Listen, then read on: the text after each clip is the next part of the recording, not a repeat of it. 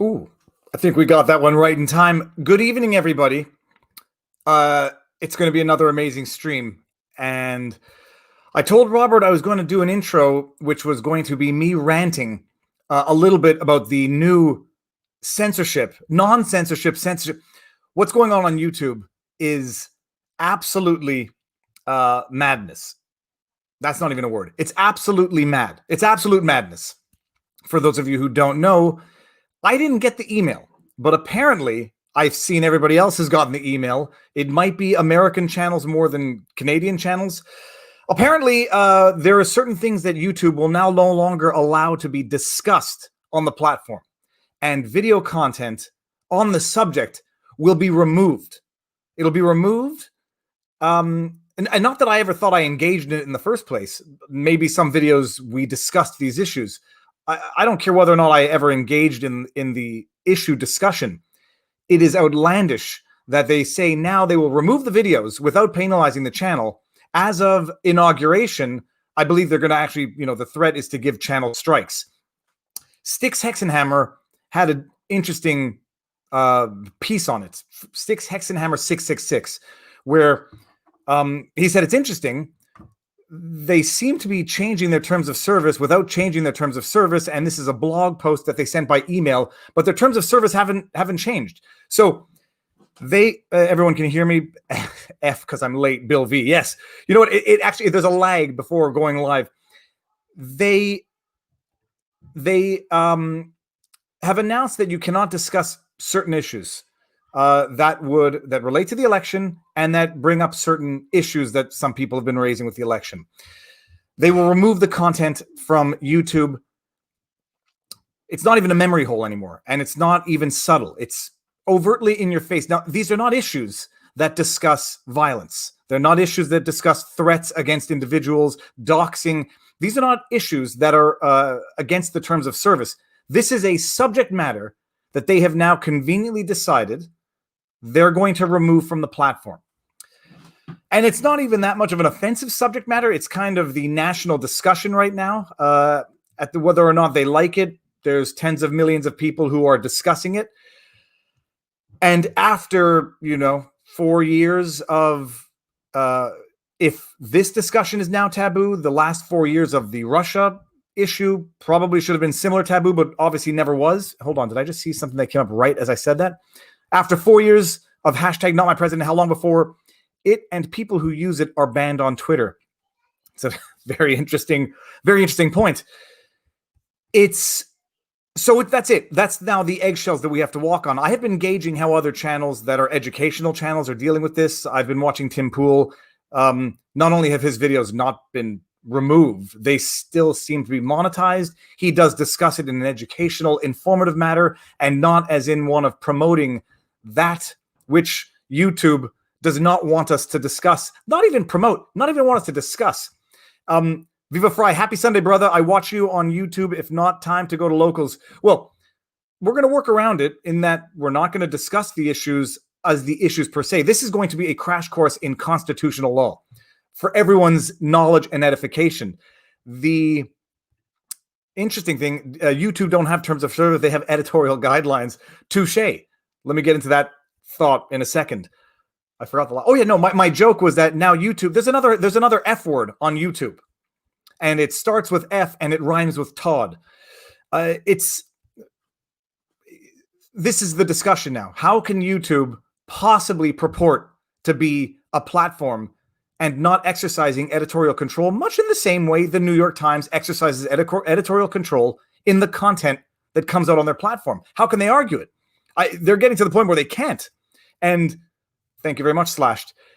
Styx Hexenhammer, I wish I could borrow this, make this knowledge or purport that it was mine. But Styx Hexenhammer had a very interesting theory. He says, this isn't like poking the bear. This is like saying to everybody, we are now no longer acting like a platform, a content neutral platform. We are acting like an editorial board for YouTube.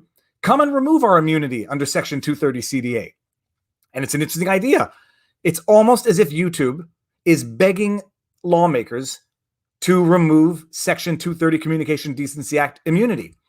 That would be terrible for them, wouldn't it? It would open them up to lawsuits, lawsuits in defamation, like the New York Times faces, lawsuits in tortious interference with contracts, slander. I'm trying to think of some other easy ones off the top of my head.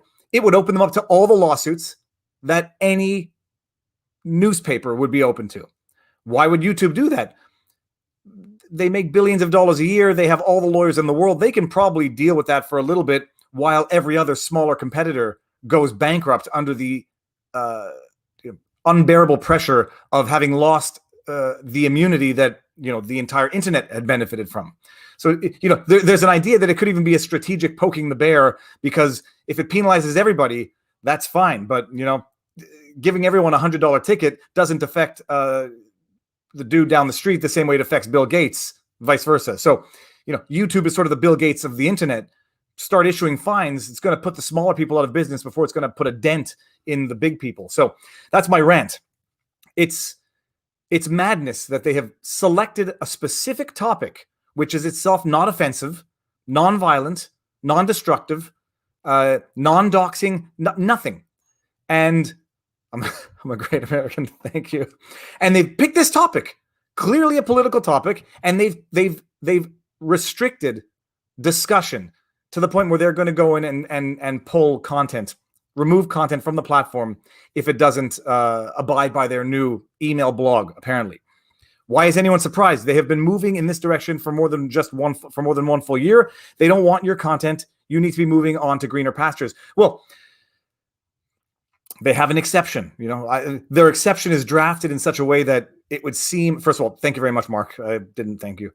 The exception seems to be drafted in a way that news, analysis, and education can discuss the issues, but not promote the theories, which is, that's a great way just to stifle any form of discussion. I mean, I was talking about it with somebody else. I said, what's next? What next are they going to just decide they're going to remove from YouTube? There are any number of theories. There are any number of discussions out there that people have that tomorrow they can say, no, can't have that on YouTube. Then YouTube has become a journal and not a platform. Okay. Do I have a Rumble page, Mr. Rover Pilot? Yes, I do. It's Viva Fry. I put everything there anyhow, and I put the live streams there. I'm going to start doing it instantaneously, or as soon as I have a buddy, Eric Hunley, who also has a channel called Eric Hunley, does interviews, and they're great. He has a podcast, Unstructured. He rips the video for me, and then I post the live streams to Rumble immediately afterwards. So that's where it goes. Rumble, Viva Fry, and I'm up to 40,000 subs there, and it's great. It's good. I'm going to use YouTube as long as it's useful for it. There's no reason to cut off your nose to spite your face. It's still the biggest playground, but man, are they doing it and making things look like they're going to head the MySpace way. Senator Lewis' statement about President-elect Trump. Forgive me for not reading it. I mean, I'm not going to read all these super chats or even comments that have these issues. Yeah, none of this. It's overt. It's in your face. It is thumbing your nose at the power that the largest search engine, which owns the largest video hosting platform, gets to, from one day to the next, decide on their own.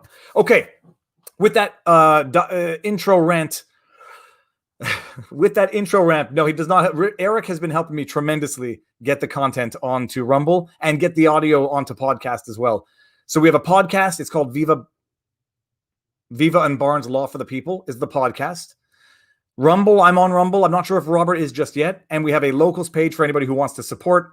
And there's some additional special content there. Everyone on locals gets sneak peeks of the videos as well. Mejui one, yes, thank you very much for the super chat. Do you think Rumble won't get in trouble with Canada's hate speech laws, etc.? No, I think they'll be good. I did an interview with the CEO, responsible guy, and he knows the politics of the game. When YouTube finishes, it will not be Viva and Barnes Law for the People. It will be Viva and Barnes Drone Fishing for the People. Yeah. It is. I say it is what it is in the most cynical of senses.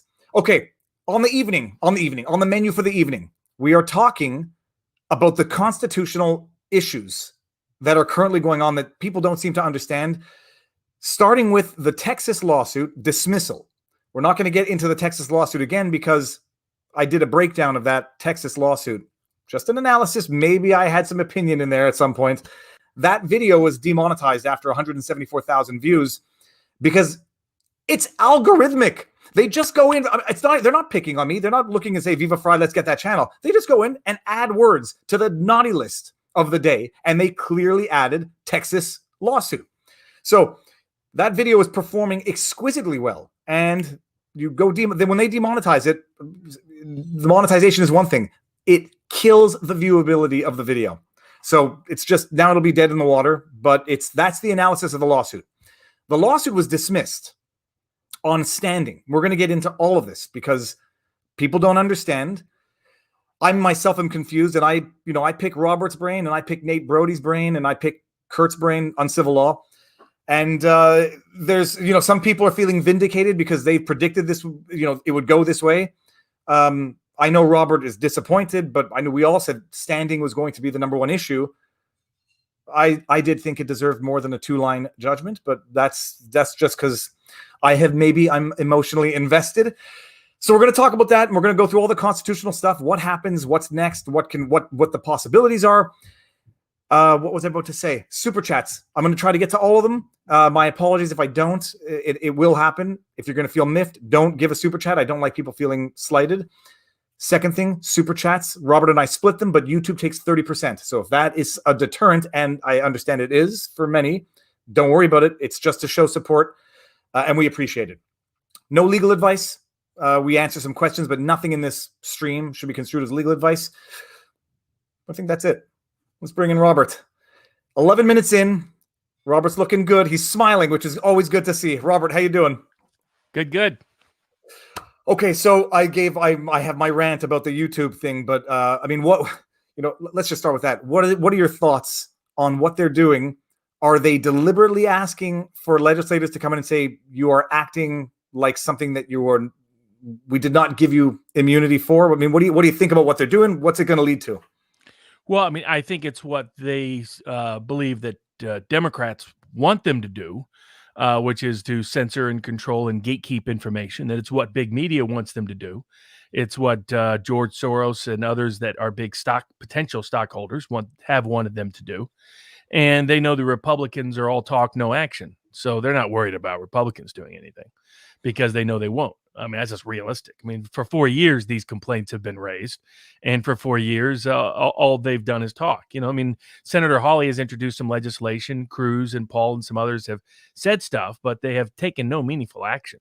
And so while they face antitrust actions, Facebook now added to that list with Google with facing major antitrust actions that could have some potential consequence. Right now, their people are getting picked for high-level positions of power if Biden is inaugurated on January 20th. So why would they be? They're more interested in placating that crowd than they are any Republican critics.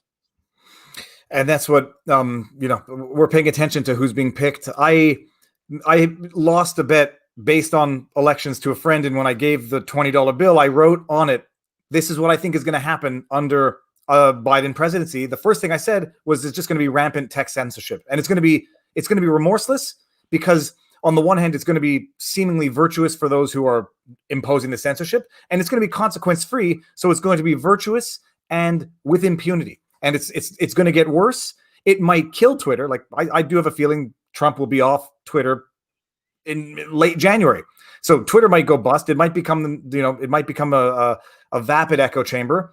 It looks like YouTube's going that way too, where literally they're building the echo chamber. They're building it through exclusion. No doubt. The objective originally to surveil people is sort of being undermined by excluding people from the various means they would have otherwise used to surveil people. So I think that backfires to a certain degree. But I think it does increase the necessity to continue to utilize new platforms. That's why we created the locals page, in part, was to have something outside of Facebook, outside of Twitter, outside of YouTube, where content can be created, curated, and commented upon. And other ones like it, Parler and Rumble. I mean, you did a great interview with the Rumble guy. That was fascinating. That's going to be a true, it looks like a free forum for YouTube type replacement. So meaningful competition might be able to happen, which would be great. And the antitrust claims will facilitate the rise of like Parler and Rumble and Locals.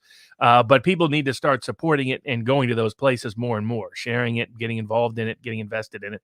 Doesn't mean you have to abandon your current platforms. It's just go ahead and start developing your backups now. You want your backup plan before you need to use it, not after you need to use it. I mean, that is the reality. Rumble has been around for a while, but it has now become sort of the, I don't want to say the conservative platform, because it's not. It's had cat videos for 7 years.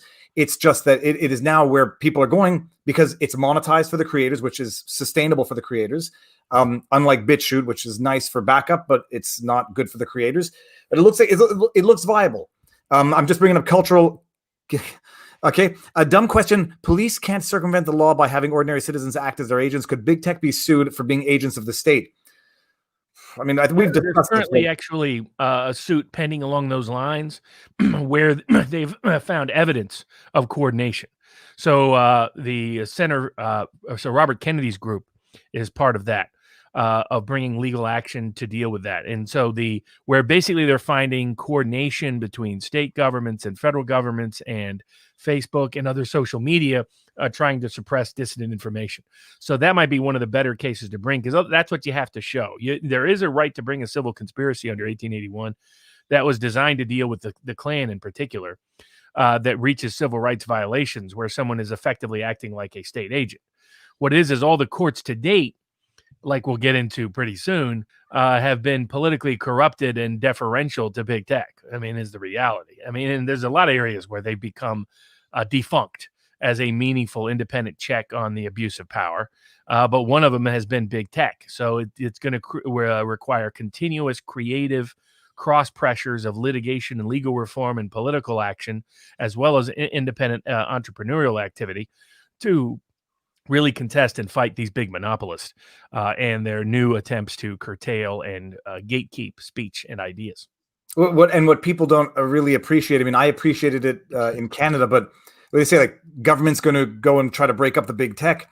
They're trying it with some antitrust suits, but in Canada, they can control which politicians get elected by, not allowing certain politicians to advertise on Facebook, which sort of has an impact when you want to try to get reelected. And so it's sort of the ownership is the other way around now. It's not the government that has control over big tech. It's big tech that has control over government. And it's we're really, really seeing it in a meaningful way now. Okay, what do we do? Let's start with Texas. Let me just bring up a couple of super chats actually before we get into this. Less than a decade ago, Twitter exec appeared before Parliament and said Twitter is the free speech wing of the referee speech party. What makes you think Locals, Parler, etc. won't go the same way? They might, but what's because of who owns them? I mean, they've created an ownership structure different. That's why. So and we'll see what I mean. There's always risk that it's not that those people sell out at some point. That's just a risk of the situation.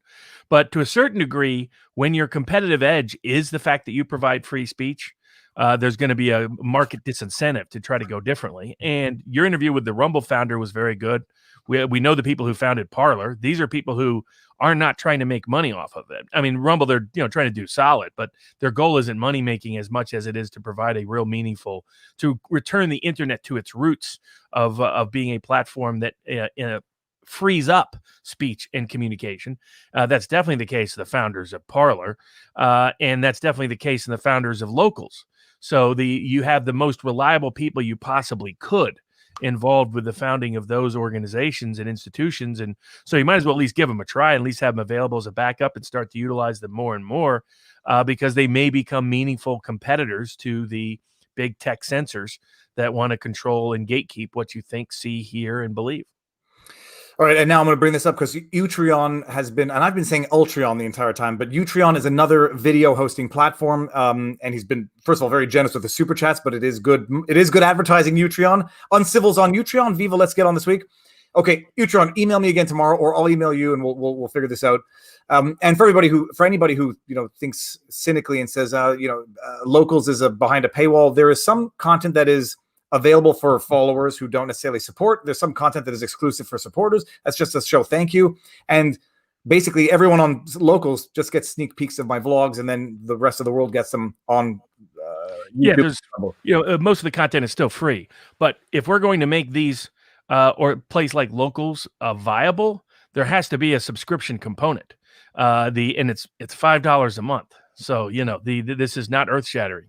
But there needs to be that component. I mean, the idea that people are entitled to free stuff, this is what YouTube and Twitter has misled them into, because they don't realize with locals, the difference between locals and Twitter and the rest is locals, you know what you're paying, you're paying for, and you're not giving it in other ways without you knowing it.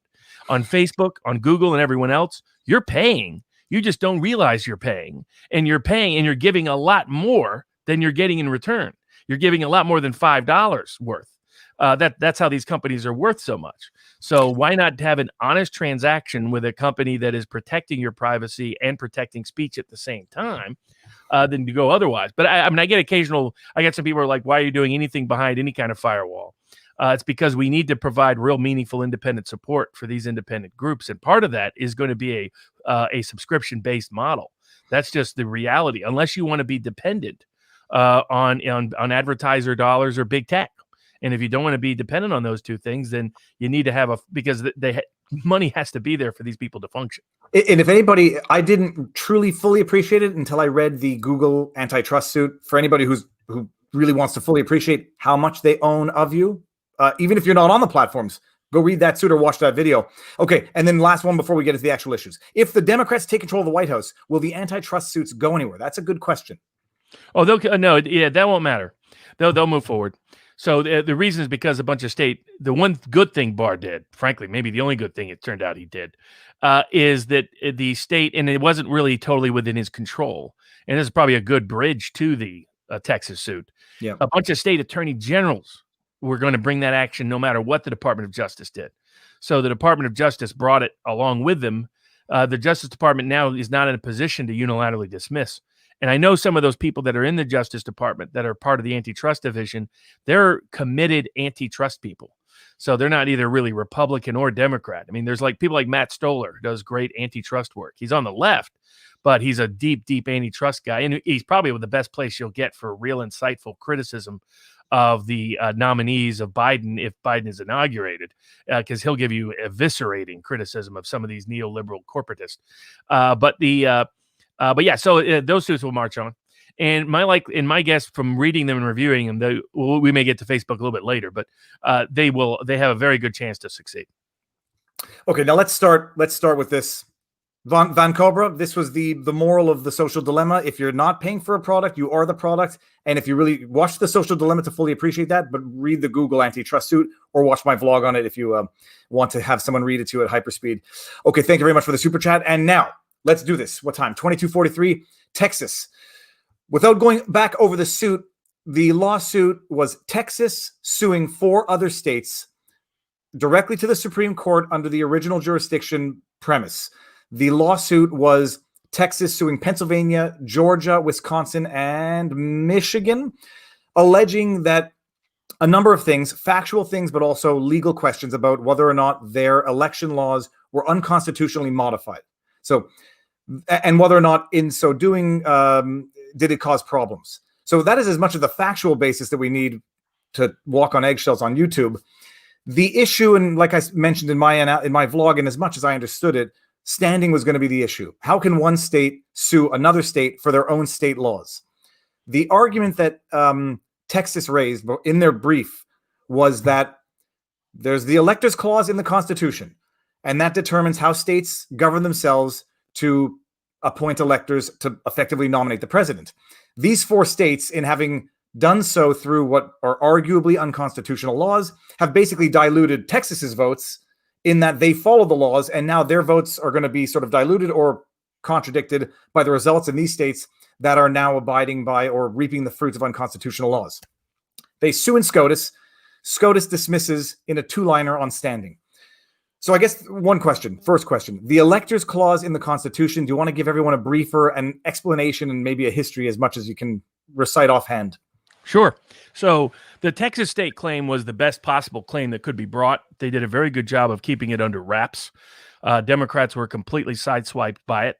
The states involved were completely sideswiped by it. They wrote, in my view, pretty poor. The Democrats never even intervened because Mark Elias didn't have a prepared brief in response to this. And then he should have, but he didn't. And then the Democratic states had an over-the-top reaction that, in my view, wasn't really well argued or articulated. Not only that, it was such a politically, strategically smart suit that they got 20 attorney generals to join them, representing over 100 million citizens. They got public interest groups that are well respected, representing 75 million voters, intervene in the case. The president also intervened in the case, and notably, he was on the same page as this. Put it this way, without disclosing any details, you could reasonably infer from the fact that the Texas brief was exceptionally well crafted and exceptionally well briefed that had been in motion for quite some time. You can also reasonably infer that the president was part of it because his constitutional lawyer filed something within a day that was also exceptionally well done and well briefed, and that doesn't happen in 10 hours. So so it was the best possible argument, because going in, the big question was, one, would the Supreme Court get involved? And there were two schools of thought. One was that, well, they got involved in the South Carolina case, and they were 4-4 on one of the Pennsylvania cases. And with Barrett's addition, Barrett was part of Bush v. Gore and was pitched to Trump and others that she would be good on election cases, that she would not be scared to get involved. And that she sort of made a name to fame in part in Republican circles by being part of Bush v. Gore, as well as being a Scalia clerk. And so that she would be there. There was a second school of thought that said if they weren't going to get involved prior to the election, they're definitely not going to get involved after the election, that they have chosen to not get involved in this election for whatever reason one may infer. And we can get into some of that. Well, we got the answer, unfortunately, on that. This was as good a case as could possibly be brought in terms of, particularly because of how many people joined it. It's not just Texas. You're talking about 20 attorney generals representing almost every attorney general. In fact, we'll get into the one who wasn't there, but almost every attorney general of any Trump state that was Republican supported the case. And, they're not going to support it based on a frivolous argument. They're not going to risk their reputations and legacies and careers for some gibberish. And it's why Professor Dershowitz, whose highest form of praise for any legal argument is to call it creative, called it very creative as part of it. He thought it was still a Hail Mary because he thought the Supreme Court just won't come to Trump's defense. But he sees that as a political decision, not a legal one. And so it was a brilliantly done, brilliantly crafted decision. They got widespread support. They completely ambushed the other side who wasn't ready or prepared to answer it or respond. And it was all just based on one big gamble. Would the Supreme Court step up to the plate or not? And ultimately the answer was they're going to hide and dodge and hide under their tables. And so, there was some evidence that was where they were going to go based on their complete abject failure to meaningfully do anything prior to the election outside of one case, which was in a state that didn't matter. But now we know just how bad it is.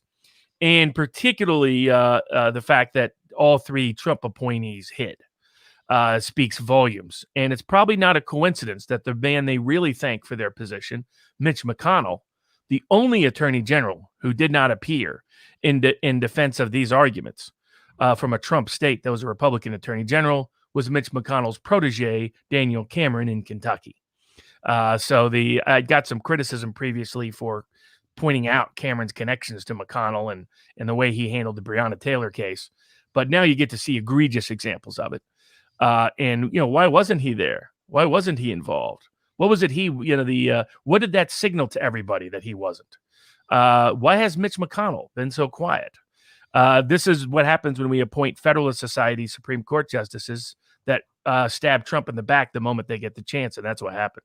Okay, but now, so I'm going to present the arguments that I've been hearing all week. People are going to say, Robert, you're salty, as the expression goes, because you probably had a significant amount of work tied up in there as well, emotional investment, intellectual investment, but it was obvious. Why would the Supreme Court, what standing would Texas have to tell Pennsylvania that their laws are unconstitutional?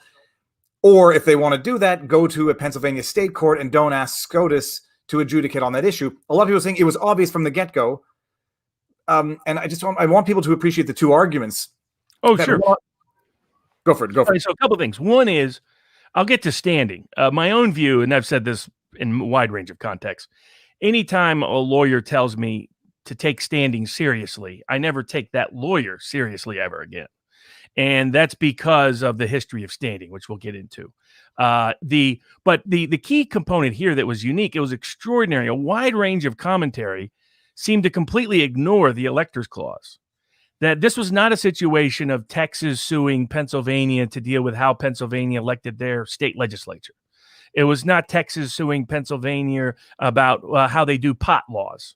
Those were the kind of cases that were leading the Supreme Court to find excuses not to take original jurisdiction, which we can get to that as a separate matter. Yep, absolutely. But out front, the elector, what made this case unique is that first procedurally, it was an original jurisdiction case. The Supreme Court, the Constitution was set up so that if the state is a party between the states, that the cases should go to the U.S. Supreme Court as the trial court. And it was the place of resolution. And so that gave unique capacity to go around the rest of the courts and get quick, one way or the other, get quick approval or denial. Let's know now, are you in the game or are you out of the game? And let me stop you there, the easiest one for the Supremes to take. Some people were saying that it would have to go, that it's a state issue, so that only the state courts can deal with it. My response was, Supreme Court nonetheless can interpret state law when the question is brought up to it if it's of significant importance. So, and not only that, under this Constitution, they're the only court that has jurisdiction. So if there's a dispute between the states, state courts don't have jurisdiction. No other federal court has jurisdiction. They have not only original jurisdiction, it's original and exclusive jurisdiction. So no other court can hear this case. So only the Supreme Court could hear it. And then that's what gave it its particular capability. Was it provided the quickest and easiest opportunity to get a yes or no from the Supreme Court, whether they were going to get involved or not. And it was the easiest kind of case for them to take because they don't have to reverse or review anyone else's decision. And they can be the original court to hear evidence. And in addition to that, because of the original jurisdiction, they have authority to take it. And as Thomas, I think, correctly pointed out with Alito, he's brought Alito along in dissent. They have to take cases of original jurisdiction, and that these courts now the problem has always been this: what if they don't? The problem with giving the Supreme Court the exclusive and original jurisdiction without any place to appeal to is that what if they just say, screw it, we're just going to ignore the fact that we have original jurisdiction and claim we don't? Unfortunately, there's no remedy there. Well, people, sorry, I want to make sure people appreciate also the distinction where standing might be an issue, where it is, like you said, not a case of Texas just telling Pennsylvania to adjudicate on an internal law that is only affecting Pennsylvanians, speed limit, building codes or whatever. The argument, that's the way people wrote it off. They said Texas has no standing to get involved in Pennsylvania laws, period. As if all laws within the state of Pennsylvania are limited in their impact only to Pennsylvania. Tim Pool had an analogy, and I forget what it was, but basically the idea here is you have multiple tenants in a building, and some of them are behaving in a way that's going to get everyone, that's going to affect everybody's peaceable enjoyment of that building. That's more the analogy with respect to the specific laws that they were challenging. They were not going after, illegalized pot in Colorado.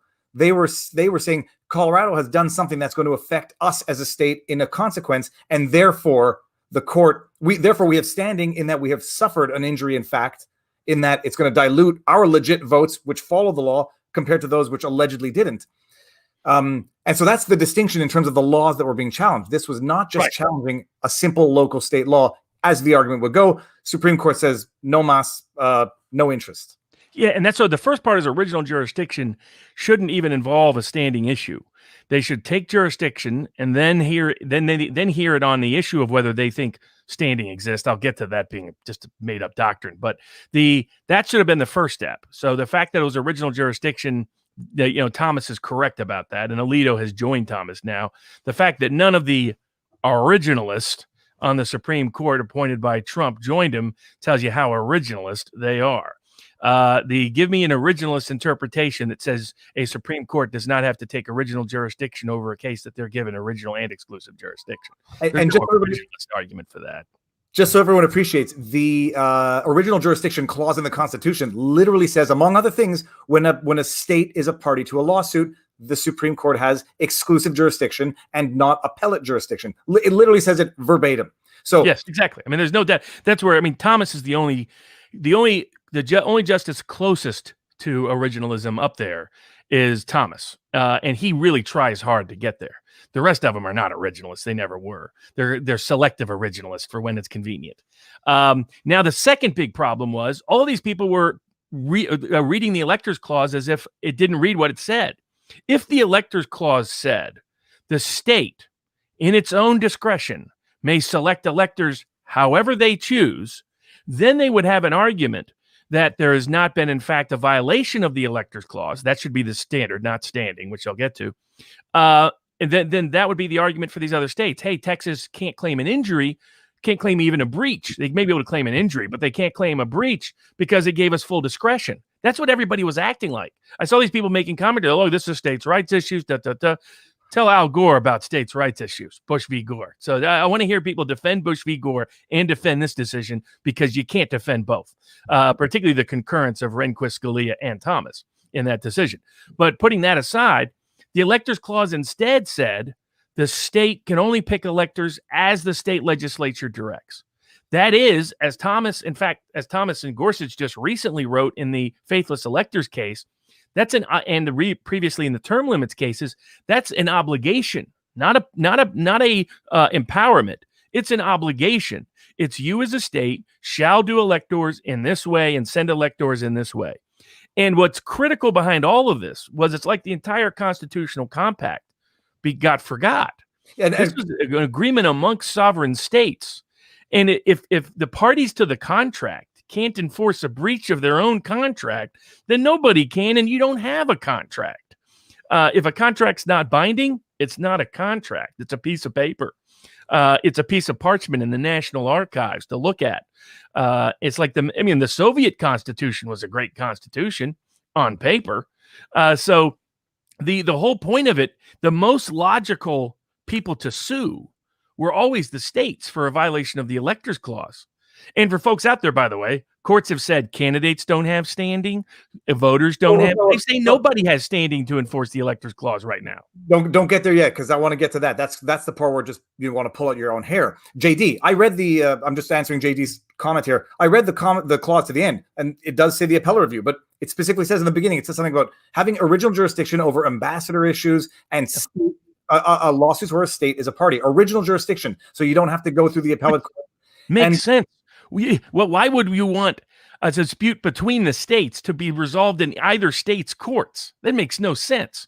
So of course it would be resolved in a federal court, and they decided it's not trustworthy to have it within a federal court within that state. So it needs to be the Supreme Court. So basically all the states got together, gave up certain rights in exchange for certain remedies. And by the way, as the Supreme Court admitted just 2 years ago in the faithless electors case, this was the number one issue of dispute or controversy at the Constitutional Convention. The number one issue of dispute was, how do we pick the presidency?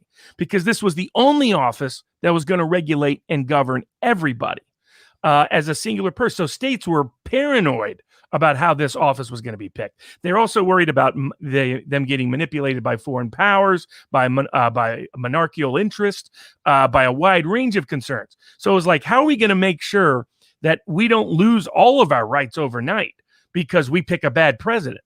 So it was, okay, we're going to pick the one body that is the most responsive to the public within each state. It's only going to be the legislature that can decide. Nobody else gets to have any role. Executive doesn't get to decide. Local government doesn't get to decide. And it was all about qualified voting because the state legislatures had different standards for who could vote. And they're like, if you're going to submit this to the vote, you, the state legislature, the closest to the people, the most democratic state institution, has to be the exclusive body deciding it. And that's why the clause doesn't say the state may choose.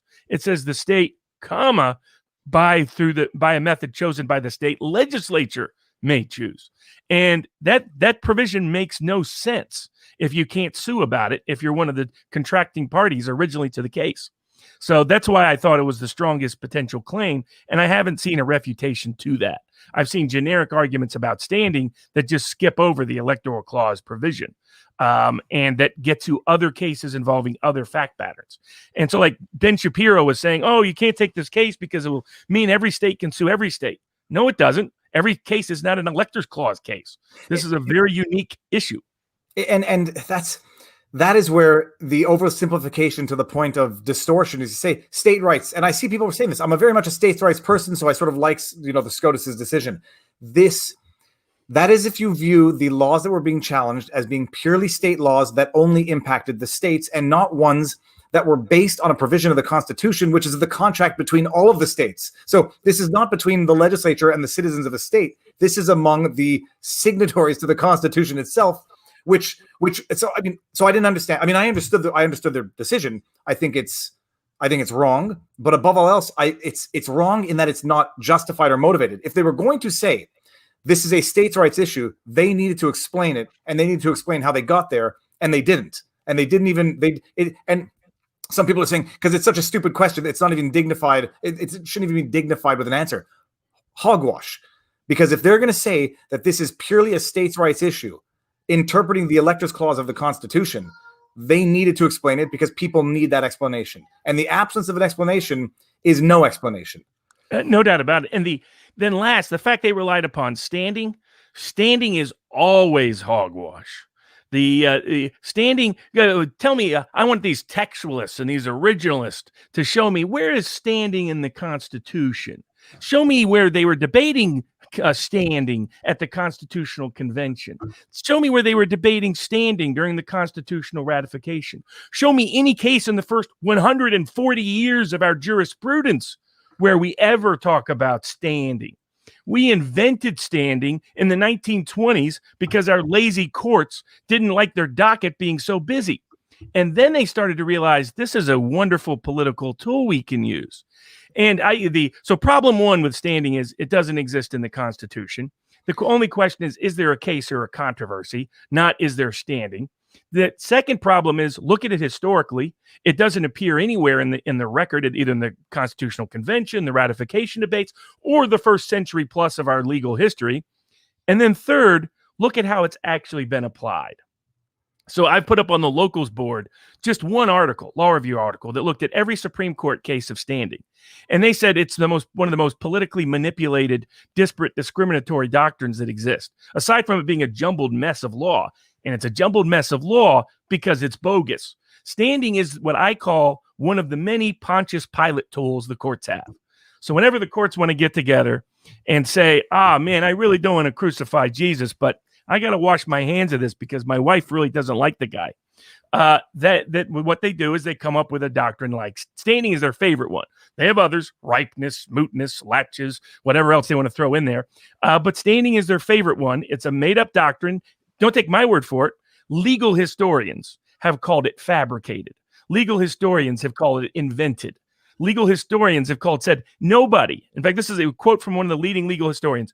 No one believes the doctrine of standing has any root in what the founders were thinking of when they put cases and controversies in the Constitution. So standing is just gibberish. It's a Pontius Pilate move and it's preferentially applied. And here's my other argument against standing.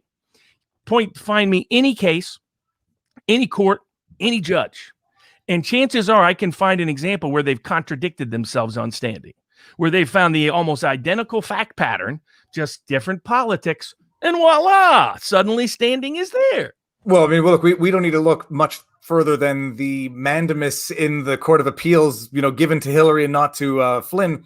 But I may disagree with you on the standing issue because I know you say standing is a fabricated issue or fabricated concept, and in my humble view, it's a fundamental concept. It's if you don't have any interest in a suit, you can't bring a suit just for the sake of it. Now, I don't know if you mean specifically. You're talking about really as cause of action. That's what that analysis should be. In other words, did you have a breach? Were you a party to the contract, for example? Did you suffer harm? Did you suffer an injury or not? But that's not the analysis they're doing with standing, because if they had done that analysis, hey, do you state a claim? First, they have to take the case and then adjudicate a motion to dismiss. But secondly, they would have to say things that people would be like, that sounds ridiculous. So I, as a voter in Texas, was not harmed by these other states breaking the rules and electing somebody else president. That doesn't sound right. And isn't voter dilution? And here's last point on standing. Two sub-components to it. People say, oh, the courts don't like to get involved in politics. Hogwash. There's only been 2 prior Supreme Court cases that could possibly or involve the Supreme Court in a presidential election. They jumped to get involved both times, 1876 and 2000. Secondly, and courts, in fact, get involved in politics all the time.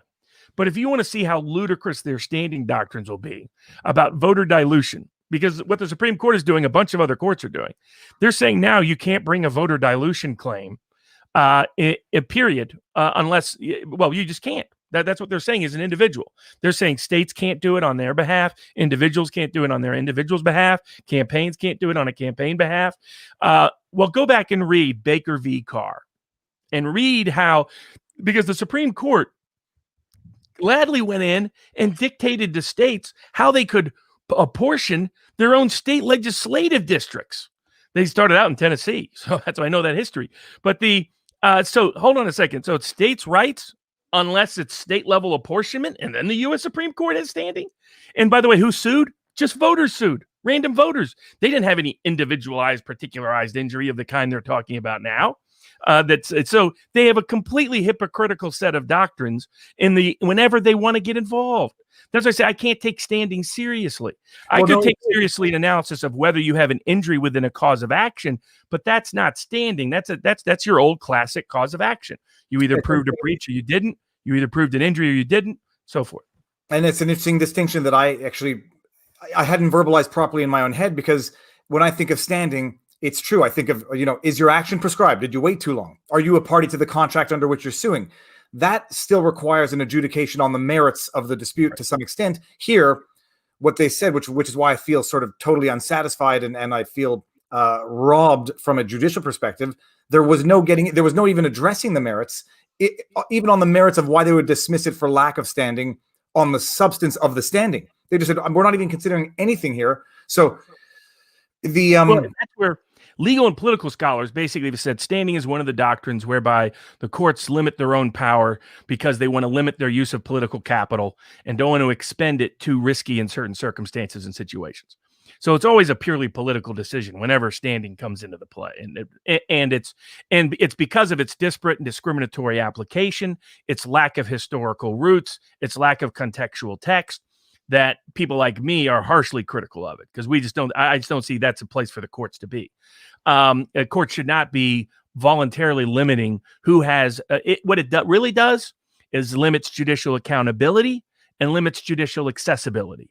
And I thought one of the best videos on this, while they were not getting into the weeds of the law, was on a YouTube show, The Gaggle, with George Samueli and Peter Lavelle. And what's interesting about their perspective is they're both familiar with America, but live now outside of America. So they have a sort of clarity of vision.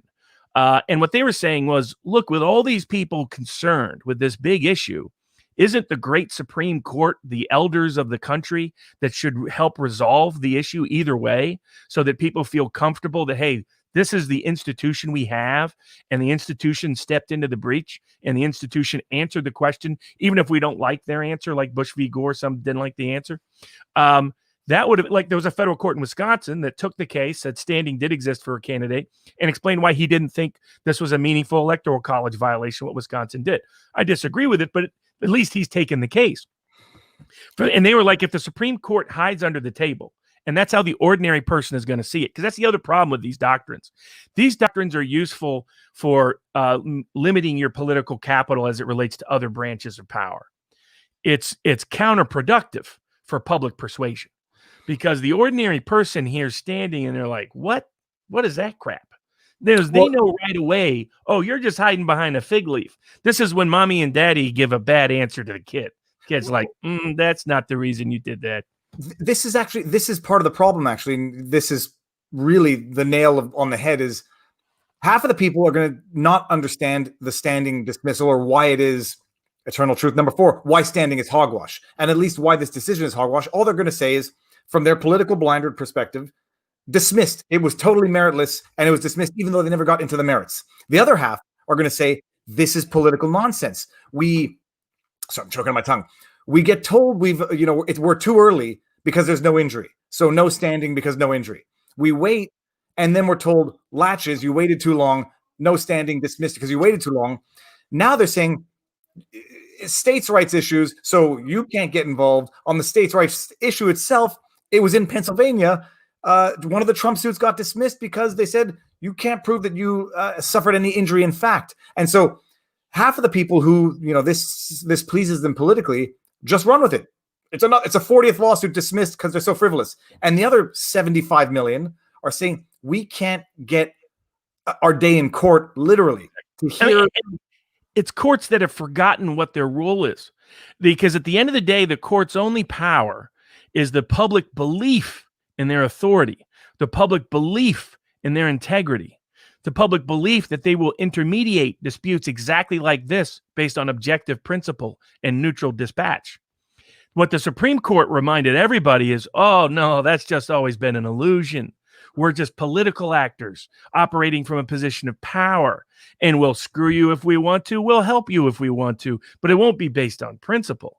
And the biggest problem is the way in which they did this discredited themselves. The big losers in all of this so far, the judiciary, because there was a way in which they could, just as the executive officials could have done audits of the machines, audits of the signature matches, publish the ballots. They have all the ballots scanned. They could publish them to the world so people could see them and at least resolve certain controversies. Just as they've brought further discredit onto our elections by not doing that, the courts have suffered the worst. And they don't realize it. They don't because they're such an insular echo chamber. They don't understand. Doctrines like standing sound like complete BS to the ordinary person. Same with mootness and latches and certain forms of immunity and all of these judicially engrafted doctrines. They work to protect people in other positions of the other branches of power, but they do not restore faith and confidence in the public. And the part that shocked me was when you get a case that 20 attorney generals representing 100 million Americans and suits representing 75 million Americans, including by the president of the United States, join, and your reaction is to be just dismissive, that's a sign of how, people who are celebrating it, I was like, you're celebrating arrogance. You're celebrating insolence. You're celebrating insularity. This is not good. If I was on that side of the aisle, I would have wanted them to take the case and then dismissed it on the merits on the grounds that it wasn't really an electoral college violation or there wasn't proof of fraud or something like that. I would want a Supreme Court stamp of approval for my position.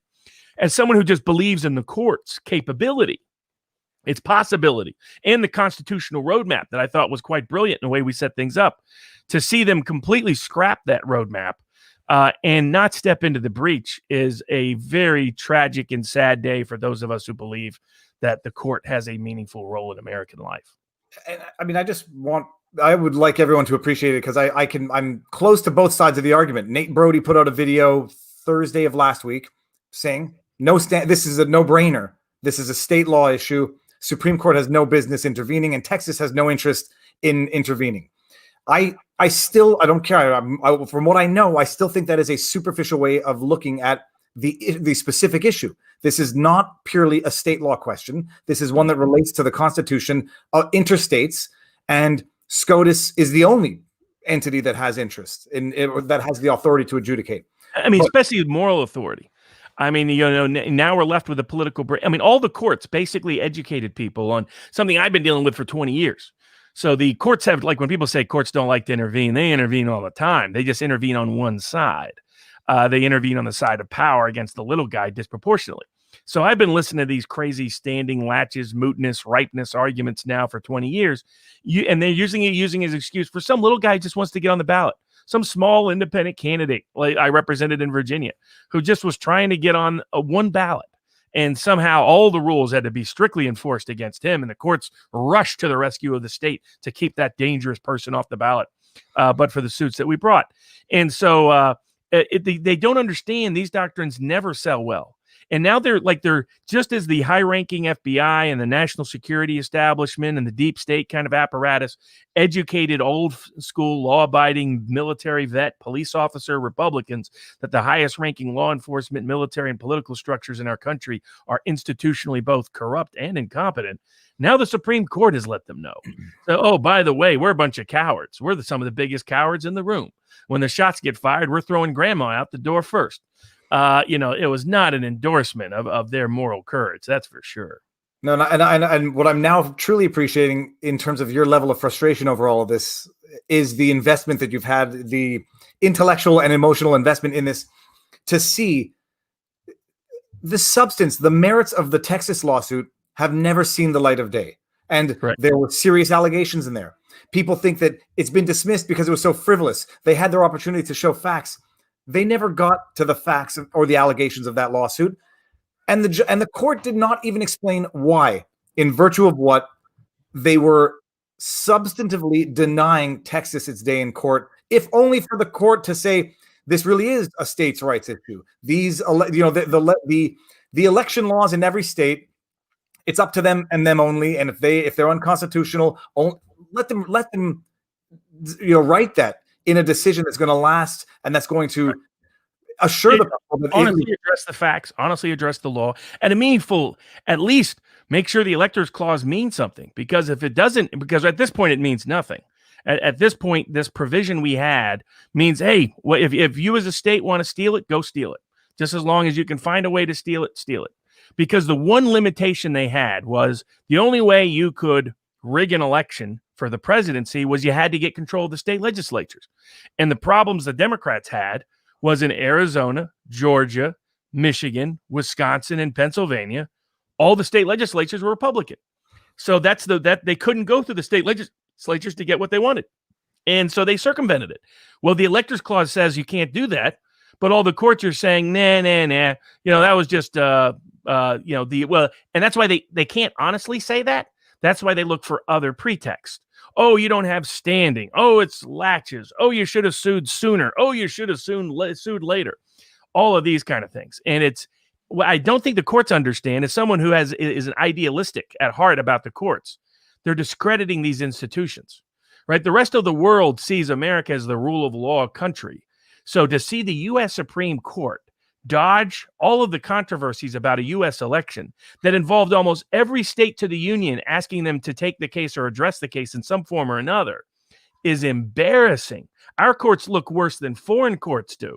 The foreign countries look down on their courts as politically contaminated and corrupted. They're like, man, nothing like America. In America, the Supreme Court's scared to even take up a case involving the presidential election, even when half the country is asking them to take it up. Yeah, that's what I just couldn't get over the fact that it was treated so cavalier, and the two-liner is not a sign of strength. It's not a sign of weakness of the argument. It's not a sign of strength of their judgment. It is, like someone said, celebrating cowardice. It is just saying we don't even want to get into it. Half the people are going to be happy, half of them are going to be unhappy, and I'll say from my perspective, the half that are going to be happy should be unhappy, but politics, I'm not wearing that shirt today. Politics is what it is. Okay, so hold on. So and that's, I guess, what do we want to talk? The electors clause. The electors clause. I guess you need to explain that so that people can maybe understand why this was not purely a state. Sure. law. So they went around and around. How do we pick the presidency? Because fundamentally, the Constitution is a bunch of states getting together, giving up their sovereignty as states, as separate individual sovereigns. So think of us as like a bunch of countries in Europe creating a European Union. That's what the United States of America was. That's why it's the United States of America, not United America, not United Americans.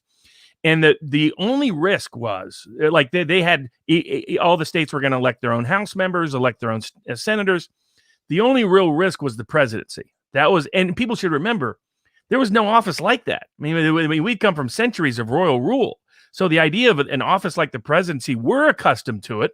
They weren't at the time of the founding. This was creating something totally new, and they were worried about all the risks of giving any such huge power to one man.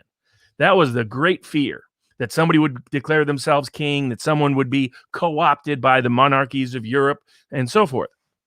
I mean, that's where the emoluments clause comes from. It comes from fear of the royal families buying off officials in the government. And so they went around and they thought, maybe we give it directly to the people. Maybe we do a national vote. Maybe we do it by district. Maybe we just let the states do it any way they want. Maybe we give it to the governors. Maybe we give it to the legislators. Who do we give it to? And they went around and around and around and around. It was the most divisive. It was the most debated. And so this was the key component to the contract between the states. Was, okay, your state legislature in each state is the only one that can pick the presidency. That's it. Nobody else can have any role. So they deliberately, and so what happens when that doesn't happen? What happens when the state executive branch decides they're going to pick effectively the presidency by changing the rules of the vote? What happens when the state judiciary decides they're going to choose the president by how they change the rules of voting? And by the way, the reason they chose the state legislatures in part was because different states had different rules about who qualified to vote. And they wanted the state legislatures to be making that decision, not only about electors, but if they decided to give it to a direct vote, who was qualified for that vote. And so this was deeply embedded in our founding. Now, it's one of the least adjudicated clauses in the entire Constitution. There are only 30 cases that address it in any capacity. Only 2 really head on. One in 1892, and the other, the concurring opinion of Scalia, Rehnquist, and Thomas in 2000. And what they said was that they suggested that states would have standing, but they suggested that there would be standing for a wide range of people because of the Electors Clause, and of other provisions too. But the Electors Clause is one of the main ones they cited. In fact, the first key question in Bush v. Gore was, did the state judiciary violate the Electors Clause by changing the rules of how votes were counted? So that's why people who initiated this and strategized this and brought this up saw a whole bunch of law that supported it. But the great backup was, well, at least this will give the Supreme Court an opportunity to step in. And even if they don't rule for Trump, at least our constitutional system stays steady. It will gain the confidence of not everybody, but at least a good portion of the Trump vote. Well, we got our day in court. Don't like the outcome, but at least the process is still strong. And it would establish a roadmap for future controversies and future disputes. By completely abandoning their obligations, by, in my view, abandoning their oaths, they have embarrassed the Supreme Court as much as they've embarrassed anybody, and the institution and credibility of the judiciary, I believe, is damaged in ways that it may never recover from for large numbers of people. I mean, okay, this is, James McCann asked the question, who enforces the Electors Clause of the Constitution? Should Texas al sue the federal government's Electors Clause Enforcement Division for dereliction of duty? This is the other question, is the lawsuit didn't answer anything. So what does Texas go sue on the exact same basis, but sue in each state? Would that be a solution to standing? It can't. Then they'll be dismissed because the Supreme Court has exclusive jurisdiction of a dispute between the states. So all the states have nowhere to go. They had a one shot only. And that was part of the reason why it was procedurally strong if you had a Supreme Court that was willing to listen. Now, if you had a Supreme Court that wasn't willing to listen, nothing you did was going to change their opinion. But what you wanted to do was to give them the best possible case if they were open to it. The fact that the 3 Trump justices went out of their way to not even dissent was a message that they were going to do nothing to help Trump. And to be frank, that's not, there's been, Federalist Society is who really put them there. They don't really thank Trump for it. Put it this way. No Republican justice would have had the courage to do that to a Bush, and no Democratic justice. If the roles were reversed and we just changed the name from Trump to Obama, all the same facts in place, I guarantee you every Democratic justice steps up to the plate. That was another question that came up in the super chat. A number of people are asking, can not Trump himself or the campaign basically file the Texas suit to the Supreme Court? Well, he actually did that beforehand. I mean, he filed suit in Pennsylvania beforehand, and they said, "Oh, you don't have standing." And then he filed afterwards, and they also said he didn't have standing. By the way, that was a Trump judge that said that, and a Trump judge of Trump appointee in the Third Circuit who said it. I mean, I'll get to the institutional problem of why really Trump is facing obstacles. It's too little support in the institutional positions of power. So in Wisconsin, he also already brought that suit. And another Trump judge. Now, I'll give the Trump judge credit. He shot down all the abstention. That's the other lame excuse that judges use, the federal court system, to run away from responsibility, to abdicate accountability, is abstention doctrines. There's like 8 of them. I mean, it's an absurd number of them. I've had to adjudicate tons of them. There was one called Rooker-Feldman that was preposterous for 40 years. I hope get it reversed at the Supreme Court finally, but there's a long story about that one. There was a Wesley Snipes civil rights case where the judge put them all in. They put the whole kitchen sink in. If it's not this abstention, it's that abstention. But if it's not that abstention, it's the one over there. And if it's not that, it's the 4th one. I mean, tells you what a crock these excuses are. Judges who believe their own rhetoric. That's what the other thing, my problem with when lawyers believe standing straightforwardly, they're telling me they haven't reviewed the history of standing. Definitely in Electors Clause context, they hadn't reviewed Electors Clause, but they're telling me they believe their lectures in law school. It's like, okay, all right. I mean, that's just not how judges actually make their decisions, because that's where I love. There's a great field of thought out there that's data and law. And what they do is they use statistical analysis of cases to say, is this really predictive or not? If something is pretextual rather than causative, then you should see a certain pattern in the data. Standing is one of the worst, at where it's not predictive at all. Now, if you put it in the politics, then it becomes predictive. But standing is a doctrine based on fact patterns, not predictive at all. So that's where it is. Now, Cleopatra's asking pretty much the same question to someone else before. I mean, I know the answer. There's no recourse against the Supreme Court for not taking this up. Total immunity. Correct. Now you have to go, because they invented that doctrine too, by the way. The whole point of the Constitution was that we were no longer, the idea of sovereign immunity comes from the idea that because the king is anointed by God, he can do no wrong. So you can't sue the king because God has blessed every action he's done, the divine right of kings. Our whole country was founded in opposition to that principle. I mean, Thomas Paine brilliantly said, if you really think that God anointed these people as kings, just take a look at their kids. It was a great, commentary on, the certain family intermarriage patterns with royalty. But that's where immunity comes from. Courts just invented it. And again, where do you see the common pattern? You'll see the actual application of these doctrines where they're wanting to preserve political capital to not offend other institutional sources of power. They almost never exercise their limitations when it means whacking a little guy. And what is Trump just doesn't have enough institutional support to get Supreme Court support. That doesn't mean the door is closed completely. We can get into how some doors still may be open. Okay. Now, we've discussed the Insurrection Act in the previous stream, so I don't want to get back into that. I'll just briefly point out, folks, there's exceptions they wrote in so that you cannot use the military to deal with an election context in almost any way, shape, or form. Okay. And we've got, I'm just going to bring up a couple of chats here. Now, one other thing. We are 15,973 people at my viewing here. Hit the like button if you haven't remembered yet, because oftentimes people forget that you should give the video a thumbs up. Unless you don't like what we're saying, in which case give it a thumbs down and let me know what it is that you don't like about what we're saying. Let's see how fast we can get that number to explode like we did last week. Let me bring this one off so I can talk about this. Okay, so Trump's recourse. The advantage is, so the Electoral College will meet tomorrow. This suit was intended to stop that, and several other ones were. And so then the question is, what next? So first, there's still always the possibility of state legislators sending their own electors to Congress. That's really what happened in 1876.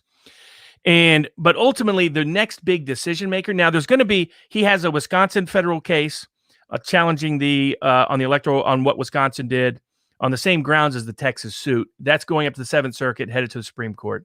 The Pennsylvania one is already up at the Supreme Court. There is a Georgia election contest case filed that's now pending before the Georgia Supreme Court. Because get this, a judge gets assigned to the election, and that Georgia election contest, people praised across the board, even people who are critics of Trump, as being the best possible election contest brought. So I thought that was a worthy compliment. The very well thought, it's massively documented and substantiated. So what does the Georgia courts do? First, they don't even assign the right judge to it. There's a special protocol for election contests. They don't even assign the right one to it.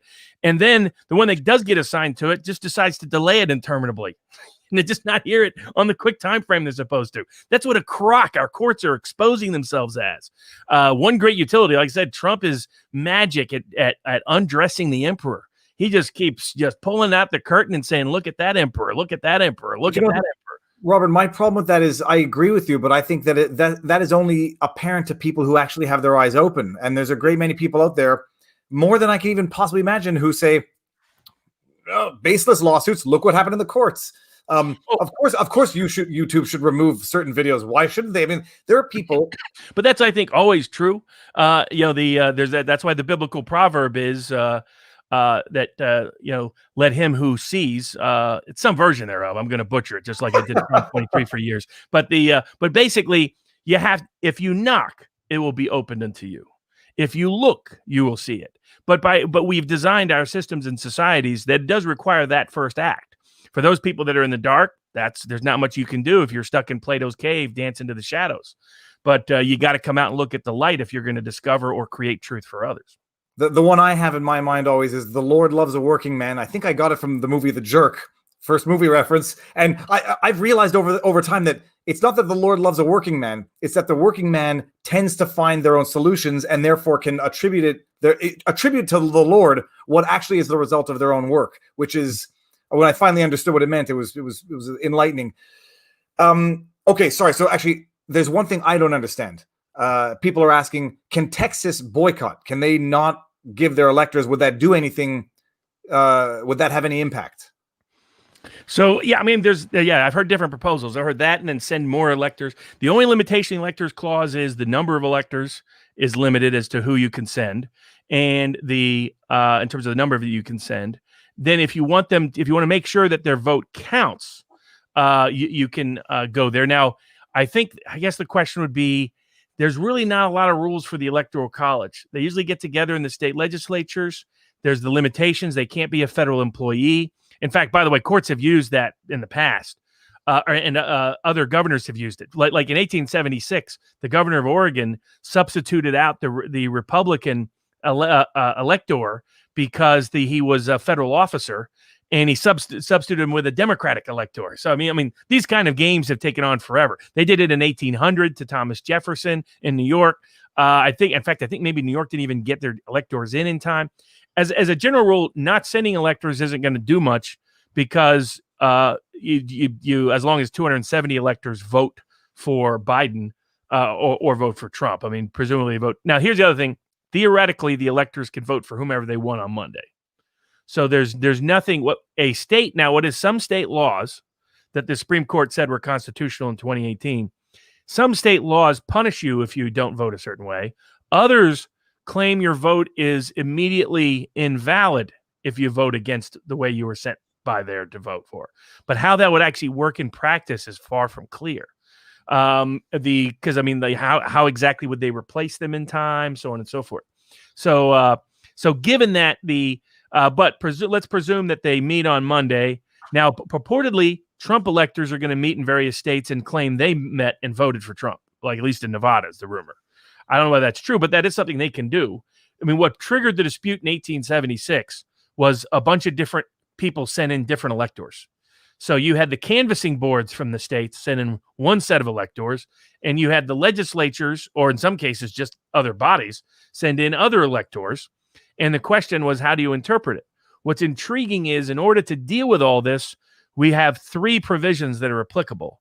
The Electoral Count Act of 1787, the 12th Amendment to the United States Constitution, and the 20th Amendment to the United States Constitution, which would only come into play if we still don't have a president after noon, January 20th, where Nancy Pelosi is getting her hair ready and getting her drinks going. So rides over to the White House. So technically, guess who the person is who decides to count and read who the electors are?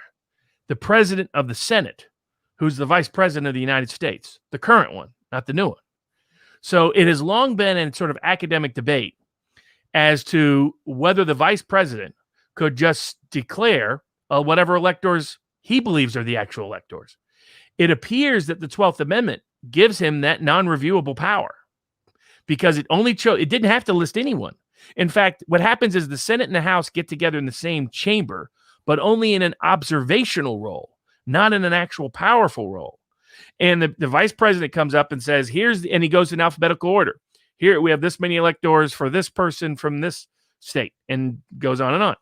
What stops him from, say, getting to Arizona and saying the 11 electors for Arizona are for Donald J. Trump for president? Theoretically, there's nothing. The House and the Senate don't have a vote on it at that point. He's supposed to read them out. That's how the Constitution reads. Now, there's an interpretation that says Congress could override him. There's an interpretation that the Supreme Court could get involved. But there's also an interpretation that that's not how the 12th Amendment was intended to read. So at the time they wrote the 12th Amendment, they knew of that high probability because the vice president would have been the person to have decided for himself in a prior election. because the first major dispute was 1800, where Jefferson and Burr tied, and then one, Burr, and I mean that led to the duel that led to one of them dying, but not with Jefferson, with other people. So like I said, we've been through worse elections, folks. And I don't think anybody's going to be shooting each other. Well, hopefully not at the end of this one. So I don't think Kamala Harris and Pence are going to do a duel.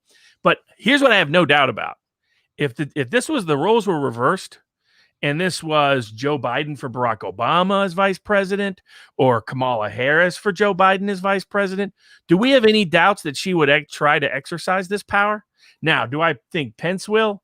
Pence is the guy who, when Trump was under pressure in Access Hollywood, was basically hoping that Trump would step down so he could be the nominee. Didn't come to his defense at all. Pence is the one who helped push Flynn out the door. Pence is the one who cut the deal to get Ecuador to give up Julian Assange. So people don't realize this about Pence. Pence endorsed Ted Cruz, not Donald Trump in Indiana. The Trump chose him because of a certain appearance and because he appealed to the evangelical base, not because he's a Trumpist. And he just strikes me as almost all these establishment Republican types are weak-kneed and weak backboned. They go into that back. They're like the British fighting us. They come marching down the little road, and then they're shocked when everybody's shooting them from the sides. Like, that's not proper. Good luck with it. That's who Pence is. But theoretically, Pence could do that. Pence has that power. And people should be aware of it, because I guarantee you, roles reversed, Democrats there in the future, they're going to be exercising that power unless we clarify these rules down the road. The next step is that theoretically, the assumption was that you would have a dispute you would have multiple states, multiple electors coming in. But when he reads off, say, 11 for Arizona, a House member can, under the Electoral Count Act, a House member can then object. If a senator joins him, then both chambers have to go back and convene for 2 hours and debate and come back and say whether they sustain the objection or not. Now, there's a question about the constitutionality of the Electoral Count Act because of the 12th Amendment. The 12th Amendment says if there's a contested election where neither candidate has a majority, then the House votes by state delegation. My view is the question of whether an election is contested should be decided in the same manner. Otherwise, you completely gut the 12th Amendment. If you get to say, well, no, the whole Congress is going to get to decide whether or not an election is contested, then you effectively negate the 12th Amendment, because you can circumvent it always by playing that game. So my view is that part of the Electoral Count Act, and there's a second reason on the Electoral Count Act. Can the Electoral Count Act prohibit future Congresses? Because this will be the new House and new Senate, but the same vice president forming. Can this new Congress be bound by a prior Congress's laws, especially as to matters like the 12th Amendment and the Electors Clause? My view is they can't. But just as in terms of historical practice, this is what they've not followed that path. Historical practice is they do the House and Senate get together. Now, if you go back and read 1876, it was a crazy fight. The House was filibustering, forever to try to stop things in the Senate. I mean, every procedural you had to really memorize your Robert's Rules of Order. It was that kind of craziness and insanity that took place for months. It was on 48, and that was back when Inauguration Day for the president was in March, and they were 48 hours away from no president before they folded. But but if a senator joins them, then they have 2 hours of debate. The next question is, do both houses have to vote? Aside from the constitutional question of whether it should be a House voting by state delegation, the next question is, do both the House and the Senate have to approve the objection, or do both of them have to overrule the objection for the electors to count? That's also an undecided question, because I'll read some of the descriptions by leading legal scholars of our Electoral Count Act, of how they describe it. Quote, a monstrosity. Quote, amounting to an impenetrable maze. Quote, opaque. Quote, contorted. Quote, impossible to understand. That's from leading legal scholars' interpretation of the law that's going to govern this process. It is going to, the more I hear about what appears to be just fundamental divide, and there seems to be more divide among the elected officials arising as time goes on. Like when Texas filed, and then a number 12 or whatever 20 other states joined, and then 120 I don't even know 126 House members. Then you realize like it's no longer people being quiet about it. It's not Texas doing this alone. There's a lot of people now who are either feeling empowered to speak out or are being convinced as the process marches along. It's an amazing thing where I can really see something like this happening. Where I'm very honestly, I'm all for it.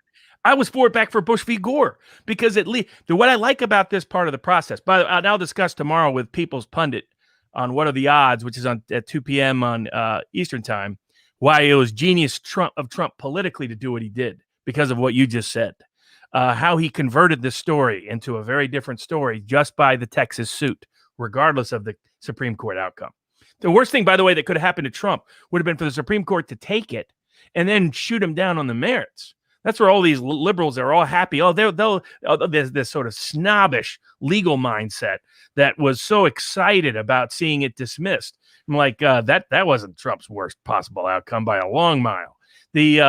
But I'll discuss. But there's some genius politically to what he did, because there was almost no downside to the way this turned out. But yeah, no question. The other politically, it would be if Republicans had an IQ over 50 that were in positions of power. This would be the smart move. And it was fight for Trump all the way through. Both Republican senators should run on this, say, I'm going to object because I'm not going to allow a fraudulent election to occur. So they get Trump, they put Trump on the ballot in Georgia for the runoff. Then they would actually have a chance to win. And then when they get there, if they lose because Pelosi doesn't allow the Democrats in the House to breach, and they interpret it to mean that just the House votes. Okay, fine. Then Pelosi stole the White House from Trump with Biden. That is a good narrative for Republicans and a good narrative for Trump, aside from people not liking that outcome. But at least create that. I mean, why not at least force that to happen if you think that's what's going to ultimately occur? But yes, they can debate it. They can debate it for 2 hours. There's an argument that if either house doesn't sustain my view is if both the Senate and the House don't both overrule the objection and sustain the electors, then my view is if that reduces the total, if there's enough of those votes on enough states that there's less than 270 for either one. And I get there's an argument about what the majority is in that context, but I believe it's based on the Constitution. That number is 538. It's a hard number. Then it should go to the House to vote by state delegation. Because that was what the 12th Amendment said. Here's our roadmap if we ever get into a contested presidential election. The House will vote by state delegation. The new House members, the same House members you voted for in the same election. And of course, that happens to favor Trump, which is why they won't let it go there, or they'll do everything possible to avoid it. But that can happen all the way up until January 20th. So the Trump has remedies. The big question is, it's clear the courts are not going to come to his aid. It's unlikely state legislatures will, though they still have about 12 hours to take action. Otherwise, it's going to be up to Congress. But up until the fat lady doesn't sing until noon on January 20th. And you've reminded me actually of one question that I wanted to ask. Alito and Thomas were dissenting in the Texas decision. In the Texas decision, I didn't understand from their dissent. Were they saying we would have not denied standing, but we would have dismissed, or were they saying we should not have denied standing, and I'm not pronouncing on the substance? I took it more of the latter. I think that Alito was signaling that he was not going to give emergency adjunctive relief. And I think he was doing Trump a favor by explaining that. And he's really signaling to Trump, nobody up here is going to help. And that, maybe me and Thomas and I might have in a different world, but all your three appointees aren't helping. And I think that's what that was meant. It was meant to be it was the reason it was another reason to bring this case. It was, we need to know now whether the Supreme Court's going to help or not. Because if they're not going to help, we need to shift focus to Congress. Because it's clear the state legislators are, too discombobulated to do anything. And now it's clear the Supreme Court's not going to come to our aid. And that was essential, or the Trump team aid. I shouldn't necessarily use the word our, in that context, but now Congress can, and Congress was always the ultimate remedy, the ultimate arbiter. Congress certifies the electors. Now there is still a role for governors. Governors can choose not to certify the electors going up, because there's part of the certification process of electors that's the governors. In fact, here's another thing with the Electoral Count Act. There was always going to be a problem, even if the state legislatures took independent action and set their own certificates of electors up, because the Electoral Count Act says that the electors from what's certified by the governor are binding. Now, there's an argument that that provision too is unconstitutional, and there's an argument that Pence, as vice president, as president of the Senate, could be the sole arbiter of that. And so it's wild the way this can go, because the reason why I wanted the Supreme Court to get involved is I thought that was a cleaner roadmap. Let the court make the right decision to figure out, okay, this should go to the House, this should go to state legislatures, or hey, you know what, this was just fine, it's done. They're running for cover and hiding under the blankets like a 3-year-old hearing a storm outside. Was disappointing in that sense. But the utility is these are the political branches. The political branches in Congress have plenty of remedy. House members are already going to object. And I think when people have asked me, what can I do if I want to see this process go through the constitutional process? Well, and people have been very conscientious about that. It's reach out to United States senators. You can reach out to your United if you want this to get some hearing someplace, since no court will allow it, since no executive branch state official will give an audit of the vote, of the ballot, of the mail-in procedures, of the machines, then by golly, at least let's get it for 2 hours in the House and the Senate. And you can at least get that if you just get one senator to join. There's already plenty of House members. I might know a few that are definitely going to object. That's a guarantee. And by the way, there were House members that were willing to object in 2016, 2012, 2004, 2000. This is not new. And going back to governor certification disputes, that happened in Hawaii in 1960. So this is not some like crazy thing out of the blue. There are way, but the idea that the Georgia governor or Arizona governor is going to step into the breach, not happening. A Democrat would if the roles were reversed, but neither one of those guys are. Those guys, their spine is made of literally of jello. So it's going to go up to Congress, but people can reach out to their senator and reach out to any senator and say, look, I want a fair hearing. The senator doesn't have to commit. I know a lot of the senators don't like a lot of the unique allegations, shall we say, that like Sidney Powell and the Kraken suits and others have raised. There was always a legal problem with that, by the way. Think about it.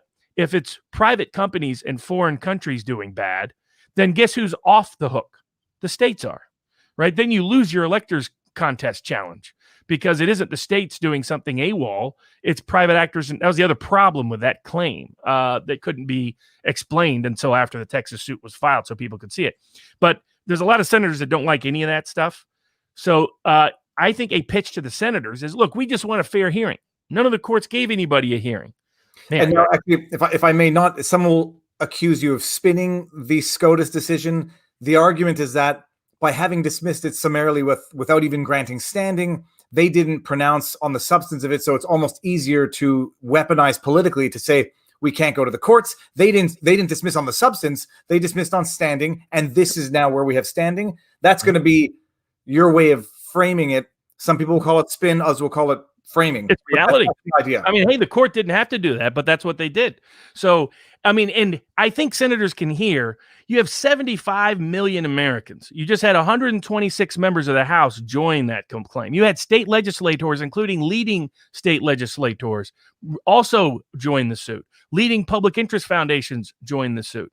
You have over 80% of Trump voters who say Joe Biden was not legitimately elected. You have a crisis of confidence in our elections. All you have to do as a senator is just afford a hearing. I'm not asking you to commit to a vote, not asking you to do anything else. Just allow a hearing where at least some of the evidence and arguments can be heard. If we can have days and days of impeachment nonsense, we can have a few over Ukrainian gibberish. We can have 2 hours to discuss the presidential election for these states and allow the best people to make the best presentation and the best argument to both chambers of Congress. Let the country watch, let the country participate. And then at least somewhere, someplace, somebody got heard by people with power to make a decision. And if they choose not to act on it, okay, that's their business. But as a senator, you're not having to embrace the whatever factual theory is there. You're just affording the opportunity for a hearing by objecting timely to each of these states. And that should be Arizona, Nevada, Georgia, Michigan, Wisconsin, and Pennsylvania should be the 6 states they object to certification to. Okay, so it's going to be amazing to see what actually happens in reality. Forget the next steps. What's going to happen now? I guess next steps in terms of lawsuits. Just, I mean, I think you may have mentioned it, but give us the lay of the ground in terms of what we can look forward to, what we should expect, and what's not going to happen. So the Arizona election contest brought by Kelly Ward and the campaign is, or on behalf, or in support of the campaign, the Arizona GOP is now before the U.S. Supreme Court. They're either going to take it or not. The Wisconsin denial on there's a bunch of different Wisconsin cases. There's a Wisconsin case before the Wisconsin Supreme Court that could go up to the U.S. Supreme Court if they don't get favorable remedy. They also have a federal court case out of Wisconsin that's up to the Seventh Circuit, heading to the U.S. Supreme Court. There are cases out of Michigan heading to the Sixth Circuit and then likely to the U.S. Supreme Court. Cases out of Pennsylvania currently pending before the U.S. Supreme Court. Multiple. I think they have 3 or 4 now from Pennsylvania. The Georgia case up before the Georgia Supreme Court might go back to the trial court for adjudication of the election contest, then back up probably to the Georgia Supreme Court, and ultimately likely all of these cases will go up probably to the U.S. Supreme Court. The 4 Kraken cases were all dismissed last week in Wisconsin, Michigan, Arizona, and Georgia. They have all appealed to the they've asked for, I think, expedited appeal to the U.S. Supreme Court, actually. I don't think that will be granted. I think they'll end up at each of the circuits, which is the 11th Circuit, 6th Circuit, 7th Circuit, and 9th Circuit. I think they're going to have a hard time getting remedy. The stronger cases and claims come from the president and those allied with him. And those are, but I also the Supreme Court wasn't going to take this case that had 126 congressmen, 20 states representing 100 million people, well-regarded attorney generals, a bunch of state legislators from the states at issue, including the state majority leaders, House speakers, and major prominent state senators and others, major public interest foundations, and the president himself. It's not likely they're going to take any other case. And I think that's what Alito was. I think he signaled that not to be harsh. I think he signaled that to say, there's not remedy up here. You need to look elsewhere. Okay. Now, one thing that I wanted to talk about, we've talked about packing the courts, and we've talked about it in previous streams about how the SCOTUS should, have an incentive to uphold the integrity of the courts.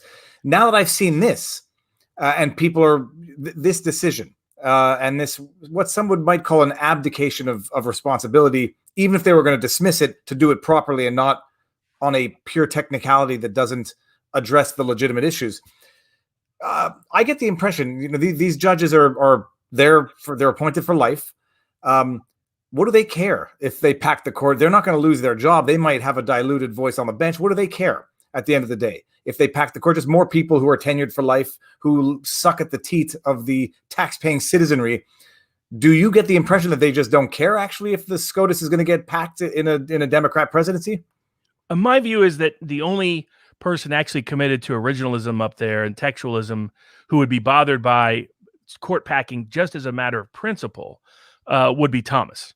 There's a great documentary on him called Created Equal. I'm going to do a little review of it for our Locals Board subscribers and show you the critical role of life experience that documentary details. And, why is Thomas the only guy who even cares enough to try? And Alito occasionally will be there. But it depends all on the issue with the others. I mean, this was an embarrassing outcome of Gorsuch, Kavanaugh, and Barrett. They should have at least said something.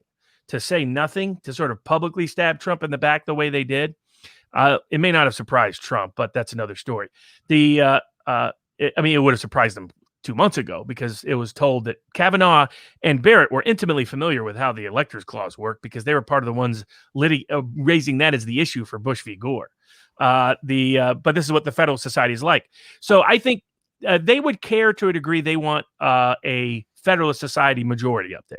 So that's a pro-corporate, pro-business, pro-government for the most part. Where they'll be good is they'll be pro-church, and they'll be pro-self-defense.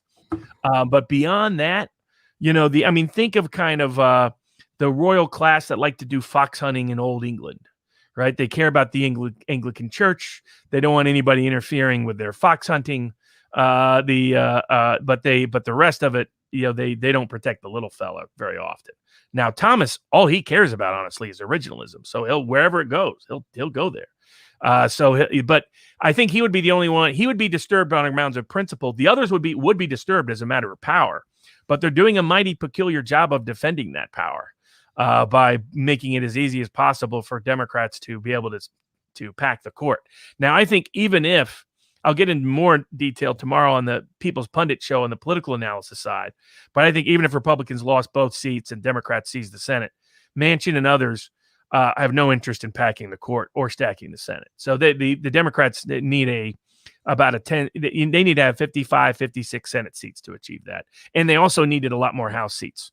There's about 20 House members that won't go along with that. So they have they're barely holding on. So the combination of those elections will make it very hard for the dramatic things, including amnesty, to take place. If amnesty happens, it'll be because Republicans help make it happen, not because of Democratic votes or Democratic majorities. All right, now I'm just bringing this super chat up because it's an interesting question that we might not get into tonight. Any chance a broadcast license can be reviewed and revoked for, for lying to the public and shielding them from, information? We talked, I went over this a little bit at the beginning. The censorship of what was actually deleted and unable to be shared on Twitter 3 weeks ago is now mainstream news. I mean, it was the biggest big media, big tech, just media suppression of a major scandal story during the middle of a presidential election of a major candidate in our history. We've really never seen anything like it. And now it's revealed the scope and scale of it is what's shocking. Like, everybody kind of knew that at some level something was there, but not to the degree. And look at how bad Barr looks. And this is what, the reason why I've argued with QAnon, all the rest. My view was Trump's great limitation was that he did not have enough people who shared his ideas and populist ideas in positions of institutional influence. And that included even the media, places like Fox and whatnot. And so that he was appointing people around him who were eager, who didn't have it back. They couldn't wait to stab him in the back. He started to figure this out later on, but he didn't. But it was a problem from day one. Anybody that was loyal got taken out, whether it was Steve Bannon or Julian Assange, and who was an outside supporter in what he was doing, whether it was General Flynn, of course, and a wide range of other people. So the problem now, you see it with Barr. I mean, how bad is Barr's legacy going to be? So first, he covers up Spygate with Durham, and he covered up everything related to the vice president's son being under criminal investigation, and he failed to do a meaningful investigation into voter fraud. Well, I know. So, I mean, this is embarrassing. And publicly goes and gives an interview on the Associated Press where he makes, what are not helpful comments to, the Trump. They're just not true because he hasn't investigated it. And so it's just embarrassing. He has torched his reputation. But it was one of the reasons, like a lot of the Q stuff and other stuff that was out there kept saying, don't worry about all of these people. They're really secretly for Trump. And I understand that there was a mixture of opinion out there. I'm not trying to take a shot at all the Q folks. I'm just saying it was one of the reasons why I didn't like aspects of it. It tended to promote a vision that said Trump was in control when, in fact, all these people around him were betraying him. And it's why he would be a lot stronger 4 years from now, frankly, because he could build the institutional support that Andrew Jackson did that made Jacksonian America possible. He's not going to be able – it's going to be hard for him to get that in 4 weeks.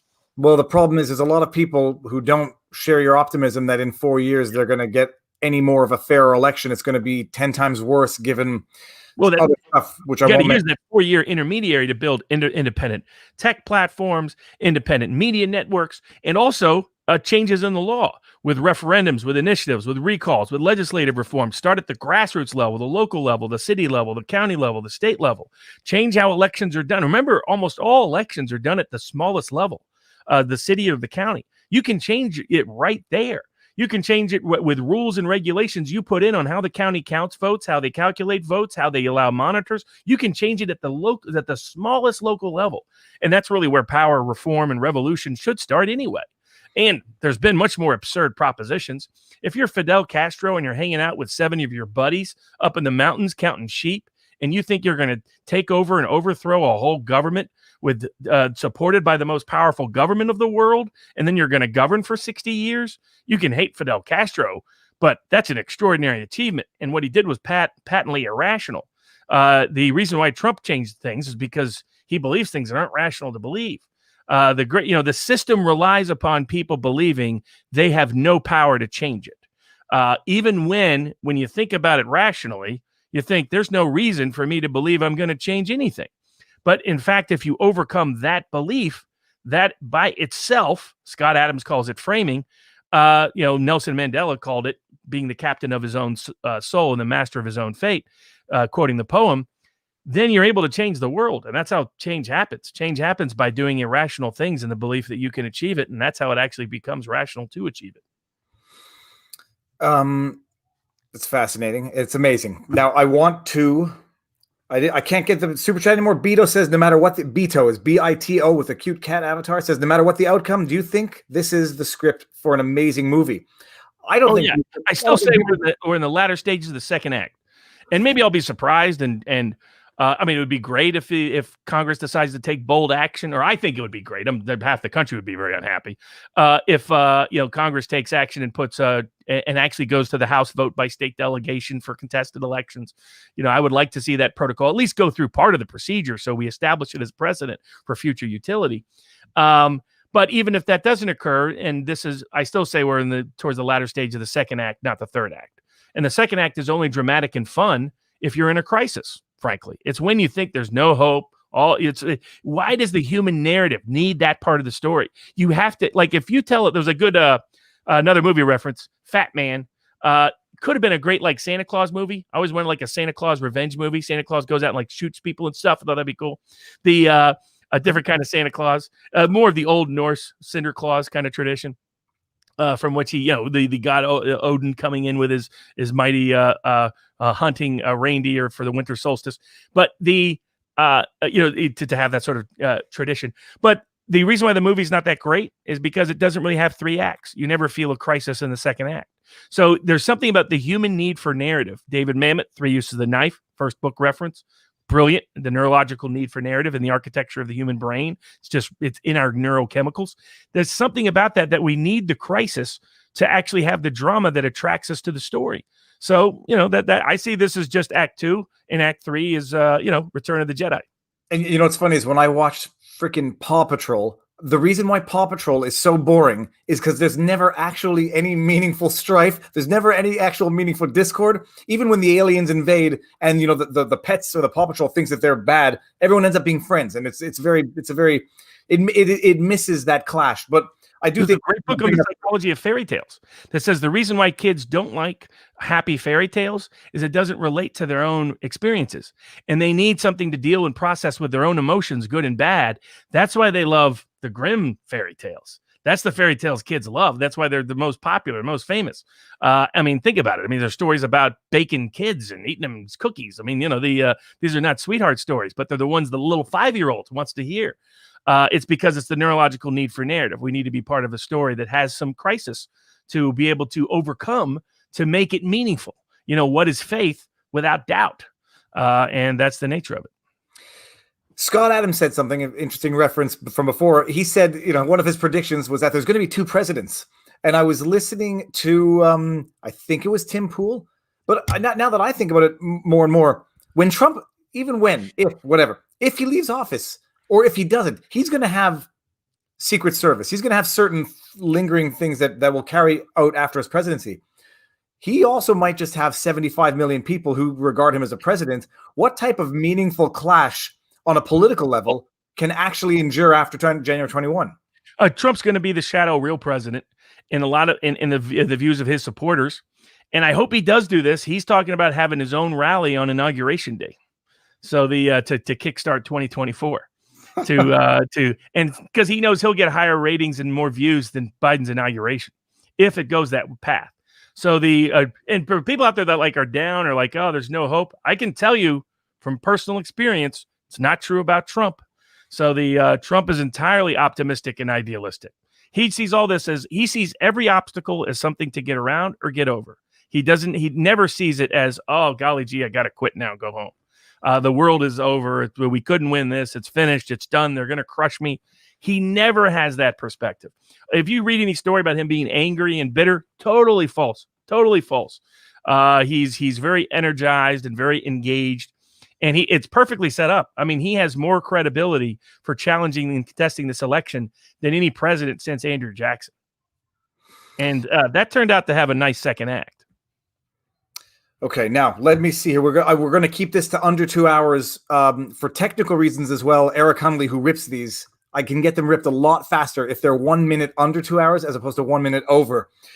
Is there anything else we need to talk about in terms of the update status? I think we've covered it thoroughly with Texas and where we're going. Yeah, I mean, I think that there are election law reform ideas that people are propounding. There does need to be massive election, a legal team dedicated to this from a populist constitutionalist perspective, not just a Democratic or a Republican establishment perspective. And because I've been going through some of the themes of the people from the locals board, some of the sort of it was questions about why you should have hope. I think we've addressed that. How SCOTUS really works. I was talking about that with Alito. In other words, this was a decision they discussed internally. And basically, Alito got the tea leaves and realized Trump didn't have more than 2 justices with him. So the signal was, rather than have you lose 7-2 on the substance, just let you know there's no relief up here. So you got to go elsewhere. I think he was being fair and Thomas were being fair. Thomas was the one guy who was willing to take a stand and say something. He was always that guy. He's my favorite justice for many reasons, but which I'll go into when I do that little locals film review. And I think the other one was, this one we'll skip for another time. People were asking about secession. This is why the Supreme Court should be paying attention. This is why they're so out of touch. We have 75 million people saying take the case, 100 million citizens through their attorney general saying take the case, over 20 states, over 126 congressmen representing over 75 million people saying take the case, state legislators representing 50 million plus people saying take the case. Then you take the case. But to Alito's credit, maybe realized, okay, all of Trump's supposed allies are going to betray him, so we better signal otherwise. But that was a disappointing part of it. But what happens is you get people talking about secession, like Alan West was. There's no legal or constitutional way that I see to secede. You can go back to Calhoun. Calhoun had theories of contract that related to it. That didn't work out so well. So that's all I got to say about that. As a practical matter, I don't see how that functions. Now, of course, Democrats might be happy to have Republicans secede.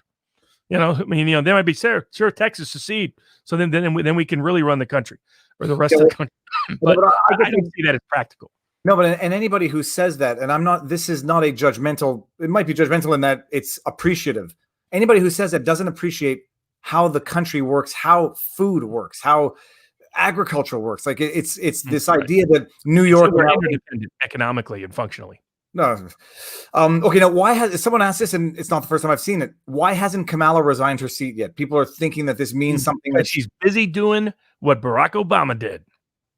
So as soon as Barack Obama got elected, what does he do? He always understands he learned his politics in Chicago, and so he learned the first thing you do is you protect your base. You make sure you're not vulnerable at your core area of support, something Blagojevich forgot by screwing over his own father-in-law. But Barack Obama didn't. As soon as Barack Obama got into power, I remember telling somebody before it happened, if Twitter was around, I would have had a great prediction. I said, you watch, Blago and Jesse Jr. will be politically marginalized within 6 months of Obama taking office. I was just, it didn't even take 6 months. Jesse Jr. was in prison and Blagojevich was in prison. So you got to give Barack some credit for that. People claim it was all coincidental. Okay. I should have been able to predict it then. But Kamala was tutored in the same way. She was taught by Willie Brown, a guy whose political skill I have great respect for. Don't necessarily agree with him ideologically or his moral compass, which might just go around and around and around, depending on where the dollars are, and where the power is. But he's a brilliantly skilled tactician. Speaker of the House, Mayor of San Francisco, Kamala's friend, shall we say? Even while he was married, but that's where she learned her politics. So the first thing you do as getting elected vice president is you make sure that the 2 senatorial replacements will be your proteges, will not be your substitute sources of power within your own state in California and within the Senate. So my view is she's holding her position until there's agreement about who will replace her. I don't think it's a coincidence that she's been sticking the knife. Well, put it this way, that someone is somehow sticking the knife into Feinstein. Kamala Harris and Feinstein have been hating each other for decades, at war with each other in San Francisco for decades. People can just research this about death penalty, other issues. So she wants Feinstein out, and she wants to choose both of her Senate replacements so they feel loyal to her. I experienced this, that even after she was gone from the Attorney General's office, she made sure the people that replaced her administratively, not the elected official, but underneath them, were her people, because they were loyal to her. They were people who behaved in accord with her political interest. And by the way, they helped protect her. They helped cover up some major scandals. So no surprise. So that's what I think is going on there. She's not holding on to the Senate seat because she thinks Trump will be made president by January 20th. She's doing it because she wants to decide and dictate her replacement. Okay, perfect. Let me see if I can get another couple of these questions. Let me get a couple of super chat questions that I took pictures of just before we wind this up. Supreme Court Justice this was not a super chat, but it was Stephen Tibbet says, a Supreme Court Justice can be removed if they violate their oath. None of these Supreme Court Justices are being removed for anything, Robert, right? I mean, you can impeach them. So back at the beginning, but that would be the House and the Senate. My own view is I don't support impeachment on grounds of their substantive votes, even when it's absconding from what I consider their duties and obligations. I think it has to be extraordinary criminal malfeasance or other conduct like that. So now, but at the beginning, by the way, the courts used to give advisory guidance all the time to give you an idea of how nonsense standing is as a doctrine. They used to give advisory opinions all the time. And they're in the English courts in the beginning of the American courts. What it was is our courts were so overtly political. The Federalists controlled the courts, and the young Republicans under Thomas Jefferson were coming up into power, that they weaponized the courts to completely attack them. And they would do political lectures, including Supreme Court justices doing trials like Samuel Chase would do political lectures from the bench. And so when Chase got impeached, and then they passed the Judiciary Act of 1802, that sent the message to the courts, no more overt politics. You got to hide it instead. But so I think impeachment should be limited to cases where it's extraordinary criminal misconduct. And it's just a power that's likely to be abused, as we saw with President Trump, if we don't apply strict standards to it. And people are saying, Trump should pardon Assange and Snowden. We've talked about this. If he's going to do it, when does it have to happen by? Oh, and sorry, what are you smoking? Someone asked that question also in a super chat. What's a cigar? It looks like a Cohiba. Oh, it's a Quai d'Orsay, which is after the part of Paris. It's a Cuban cigar that's a special limited edition made that's hard to come by. It's very good. Okay. What was the question I just asked? Totally senile. What did I just ask 2 seconds ago? Someone's got to remind me in the chat. What was the question I just asked? I did forget. I was going to the locals questions. I think okay, don't forget it. Best path forward. Trump sweeps the country in rally after rally, driving support for 2022. Initiatives for convention on the states, wholesale constitution amendment, and bypass all. Oh, I'm just reading this too fast. But best path forward. I understand that idea. The thing with the new constitutional convention is you got to be real careful where that goes. So, it could just as easily get rid of a lot of rights and be usurped. So if you read Unruly Americans, great book. It's about how my ancestors had to fight long and hard. Well, our ancestors, but literally my great-great-grandfathers had to fight long and hard to get a Bill of Rights added to it because it wasn't originally there. So so I think that's the limitation to a constitutional convention. But I think we can have. I think people are looking for extreme remedies because they have extreme distrust of the system. But I think there are still remedies within the system that are easily achievable, much more so than people think. I mean, the other way to think about it is with all the big tech, big money, big media, censorship, suppression, and manipulation of this election, and the crazy rules that they got away with this time, they still barely won. Yeah, so but that's a testament to the strength of constitutional populist reformism.